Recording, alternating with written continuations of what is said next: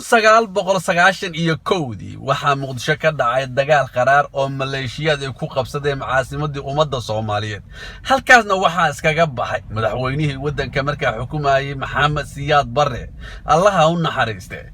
barqacad ayuu iskaga huleelay. waxaa waddanka qabsaday oo ku habsaday dad ka soo cararay baadiyaha, dad kabaha iyo dharka midna aan xirnayn sida la sheegay ee qaqaawana weligoodna arag balad waxa loo yaqaan magaalo mise baladka sida yiraahdaanba. waxaa meesha kula wareegay xaruntii Muqdisho ummadda Soomaaliyeed looga talinayay Jaale Maxamed Siyaad Barre. qodbadiisa u dambeysay waxaa ka mid ahayd iyo waxaan jira haddana waxay la tahay laga maarmaan inay tahay inaan mar kasta aan ka daalin aan ku noqdo. waxaan u jeedinayaa shacbiga Soomaaliyeed inay gartaan isdilkaan oo faa'iido u keenayo soo jirin. talabaad oo ka sii xun waxa weeye haddana boobkii bilaqaysiga jidaysiga xoolaha dadka masaakiinta la dhaco wax ka fool xun jira.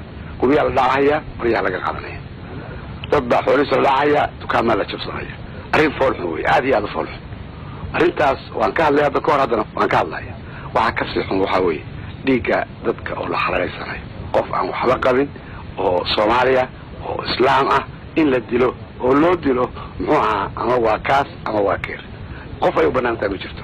waxaan u jeedinayaa shacbiga Soomaaliyeed inay ka waantoobaan arrintaas. tan kaleeto waxay la tahay nin walba ogyahay baahi badan baa jirta.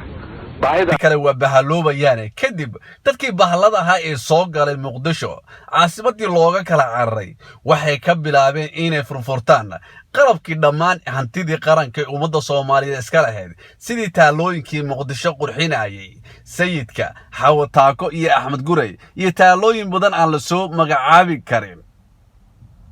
27 sano kadib waxaa waddanka Soomaaliya loo doortay wiil adeer u yahay ee la yiraahdo Maxamed Cabdullaahi Maxamed Farmaajo uu ku aaminay waddanka Soomaaliya xilligu Jaale Maxamed Siyaad Barre madaxweynihii hore ee kacaanka waddanka asagoo xukumayay. wuxuu aaminsanaa dad qaas ah oo arkay inay yihiin wadaniyiin oo xilka u dhiibi jiray. Farmaajo wuxuu ka mid ahaa dadkii uu ku aaminay in xilka loo dhiibo wuxuuna u soo diray waddanka Mareykan.